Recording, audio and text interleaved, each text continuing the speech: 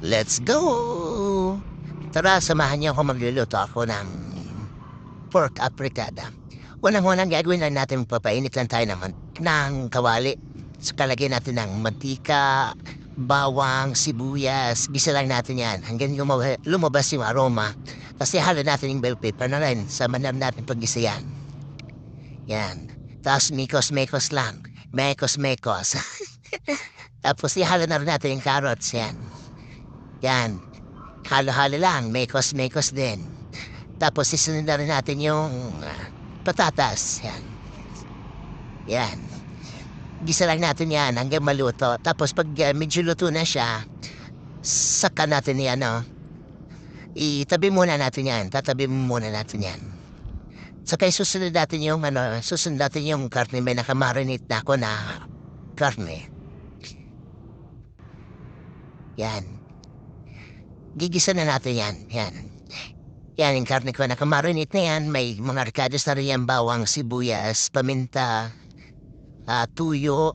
Tapos ito, tinabi ko yung carrots sa kandaling rice na namin ready na. Tapos antayin na natin lumambot yung karne. Tapos, takpan muna natin. Tapos lagyan natin ng ng dahon ng laurel. Lagyan natin dahon ng laurel mga 3 metro. Okay na yan. Dahon ng laurel 3 metro. Saka budbura natin ng durog na paminta. Mga 102 peraso. Ha? Yan, sige. Tapos, halo-halo lang natin. Yan, mekos-mekos lang hanggang lumambot yung karne. Ganon.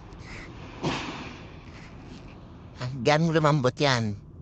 Tapos may keso pa kaming natira sa rep. Nung last year pa. Last year. Yan, kukuha pa ng mga 1/4 lang ihalo. Sayang naman di, gamitin. Yan. Okay, ito yung keso yan. Yung maluto. Tapos, buksan natin. Tapos lagyan natin ng magic sarap. Mga 103. Diba? Butel. 103 na butel. Tapos isang loki na nor cubes. Pork. Saka isang pala na sukal.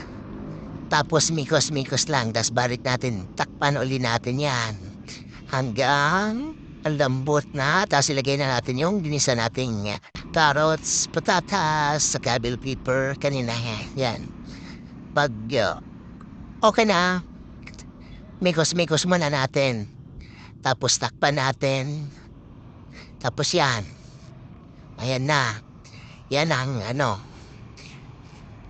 luto na siya. Okay, thank you. Thank you for watching.